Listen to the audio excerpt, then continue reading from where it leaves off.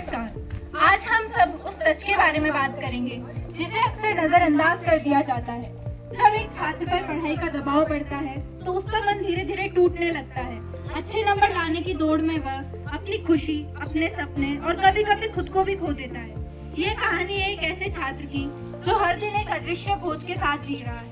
आज हम उसी की आवाज बनेंगे। दृश्य 1। ये कहानी है आरव की, जो यूपीएससी की तैयारी कर रहा है। एक होशियार, मेहनती लड़का जिसके सपनों पर समाज, माता पिता और खुद की उम्मीदों का बोझ है। लेकिन क्या कोई देख पाता है उसके मन की जंग? सुना है पूरी जान लगा दो तो हर मंजिल आसानी से मिल जाती है, पर ये रास्ता तो कहीं खत्म ही नहीं होता। सुबह पढ़ो, दिन में पढ़ो, रात में पढ़ो। खुद को तो जैसे भूल गया हूँ मैं। सोचता हूँ अगर सब छोड़ दूँ तो क्या मैं कोई नंबर हूँ? क्या मैं कोई रोल नंबर हूँ? क्या मैं सिर्फ एक रैंक हूँ? क्या मैं कभी आजाद हो पाऊंगा इस दबाव से? नहीं छोड़ सकता। पापा की उम्मीद, माँ की आंखों का सपना और सिया के चेहरे की मुस्कुराहट, पर मैं कहाँ हूँ इस सब में?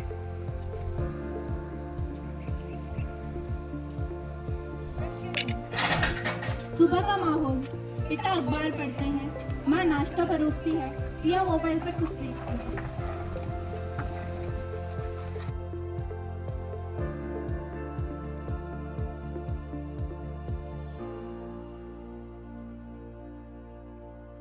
दे रहे हैं, उनमें से 1000 बच्चे की टॉप करेंगे। हम चाहते हैं तुम उन 1000 में से एक हो। आरव, तुम्हें जीतना ही होगा, तुम हार नहीं सकते।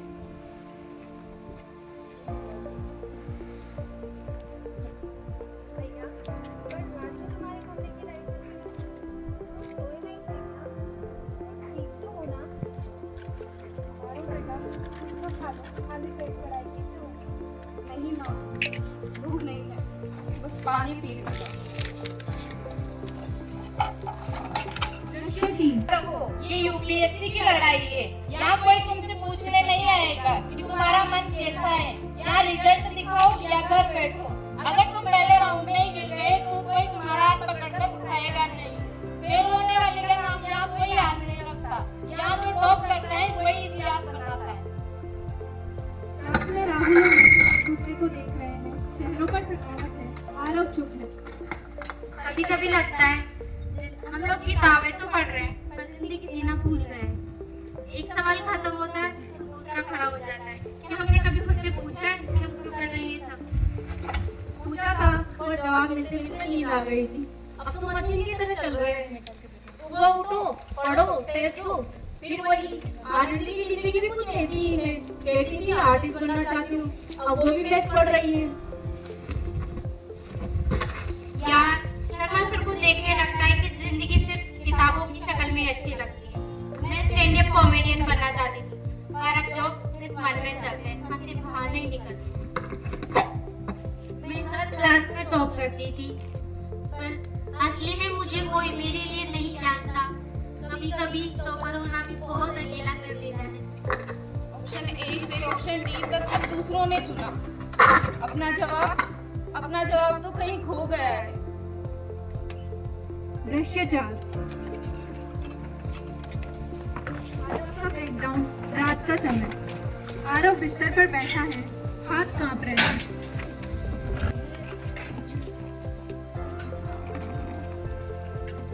डायरी खोलता है। हर कोई मुझसे सवाल कर रहा है, कितना पढ़ा, क्या सिलेबस पूरा हुआ, कितने नंबर है? पर कोई मुझसे ये नहीं पूछ रहा तू खुश है ना? मुझे तो ये भी याद नहीं मैं आखिरी बार हंसा कब था। जिंदगी सवाल पत्र बन गई है। हर कोई जवाब मांग रहा है, पर जवाब तो मुझसे ही कहीं खो गया है। बस करो, नहीं हो रहा मुझसे, नहीं हो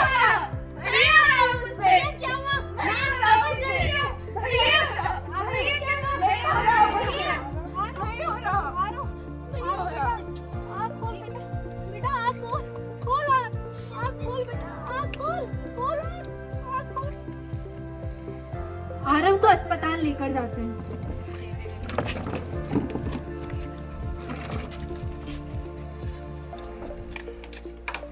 क्या हुआ है प्रियांश, कैसे हो गया? ये ना थोड़ा दिन से बहुत खामोश रहता था, कुछ नहीं बोलता था, कमरे में ही रहता था, पढ़ाई।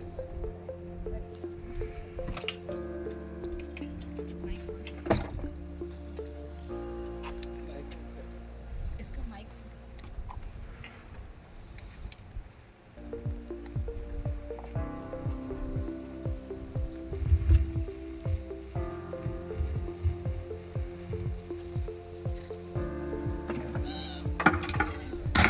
आप ये बताइए कि इसका व्यवहार कैसा था? कुछ दबाव डाला आपने इसके ऊपर? डरा हुआ रहता था? अच्छा, आपका बच्चा डिप्रेशन में है और ज्यादा डरा हुआ है। आप इसको काउंसलर के पास ले जाइए। डॉक्टर आरव की तबीयत का कारण डिप्रेशन, एंजाइटी और पैनिक बताता है एवं मेंटल काउंसलर से परामर्श लेने को बोलता है। क्या वजह है? आपने कभी ध्यान नहीं दिया? आरव पढ़ाई की वजह से डिप्रेशन में गया है। आपने इसकी भावनाओं को कभी समझा ही नहीं, इसको मशीन समझ गया। जिंदगी परीक्षा नहीं है, ना ये कोई रोल नंबर है। देखो आरव, हम तुम्हारे साथ हैं। जितना इस प्रेशर को पकड़ना जरूरी है, उतना ही एग्जाम की तैयारी कराना सबसे ज्यादा जरूरी है। तुम्हारी मन इच्छा और तुम क्या चाहते हो। काउंसलर बात को और गहराई से जानने के लिए आरव की शिक्षिका और उसके बाकी साथियों से मिलने को कहता है। मुझे इसकी स्कूल की शिक्षिका और इसके कुछ मित्रों से बात करनी।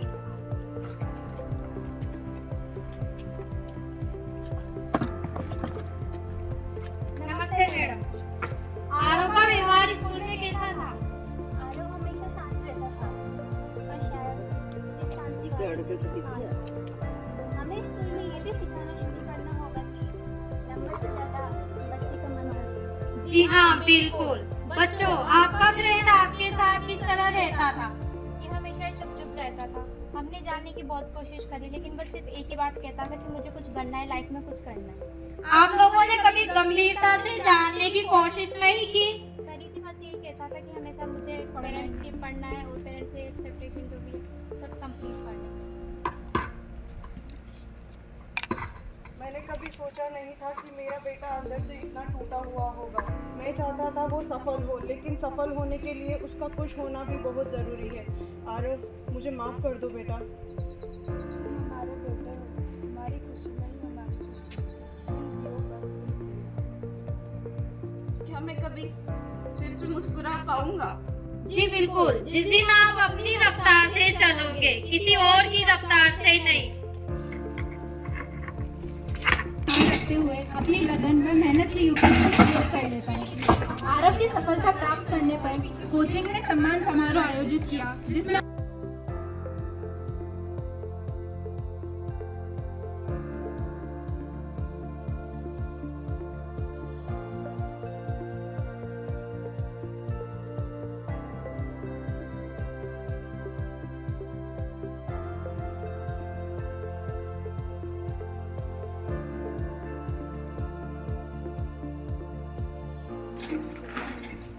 नमस्कार, मेरा नाम आरव है और मैं ये जानता हूँ कि प्रतियोगी परीक्षा हमारे जीवन का एक महत्वपूर्ण हिस्सा है।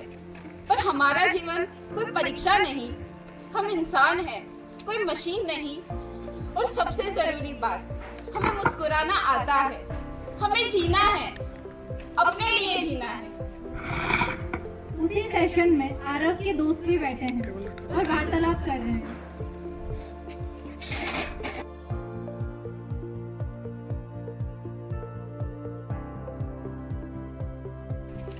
जब से मैंने अपनी भावनाओं को सुना, तब से जिंदगी आसान लगी।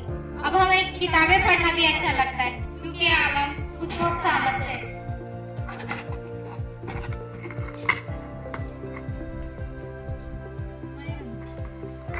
सबों को हाथ जोड़ो, पर खुद को पकड़ नहीं। मैं मशीन नहीं हूँ।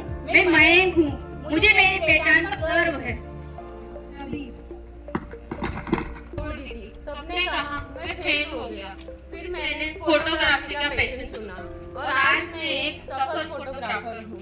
मैंने खुद को चुना, दुनिया को नहीं, क्योंकि खुद को खुश रखना जरूरी है। मानव अपने साथ घटी घटना के बाद बाकी बच्चों को दौड़ना पड़े, इसलिए अपने शिक्षक को डिस्कस करके स्कूल कोचिंग में एक काउंसलिंग सेंटर खुलवाने का निर्णय लेता है एवं उसकी घोषणा करता है। जो मेरे साथ हुआ आगे किसी के साथ ना हो, इसलिए मैं काउंसलिंग सेंटर खोलने का एक प्रस्ताव आपके सामने रखती हूँ। जी मैं आपके निर्णय से सहमत हूँ। मैं आपको पूरा सहयोग करूंगी काउंसलिंग स्कूल खुलवाने में, और उसमें जैन मैम को गाइड करने के लिए रखूंगी। दृश्य 7 जैसे दृश्य चेंज होता है जब मैं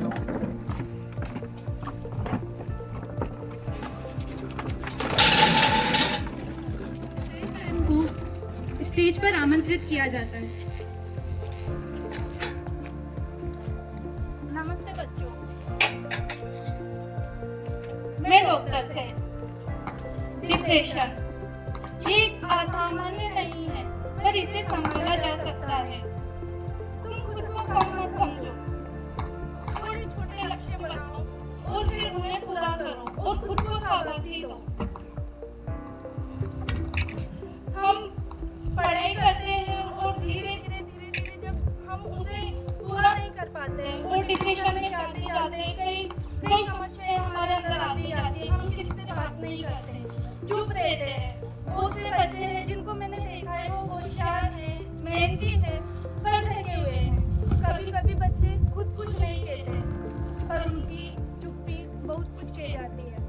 हमें बात करनी चाहिए, हम किसी से नहीं पर अपने माता पिता से या जो हमारे भरोसेमंद है उनसे हमें अपने मन की बात कहनी चाहिए। लेकिन जब हम नहीं कह पाते तो आप मुझसे बात कर सकते हो, आप अपनी समस्या मुझे बता सकते हो, मैं आपकी हर समस्या समझूंगी। सबसे पहली चीज तो हमें इस चीज से निकलने के लिए लक्ष्य को छोटा छोटा बनाना चाहिए ताकि हम उसे पूरा कर सकें। ये सबसे बड़ी जरूरी चीज है, क्योंकि हर अंधेरे के बाद उजाला आता है और हमें मदद मांगने में शर्म नहीं करनी चाहिए, क्योंकि मदद मांगना कमजोरी नहीं, हिम्मत होती है। की नानी को भी स्टेज पर आमंत्रित किया जाता है।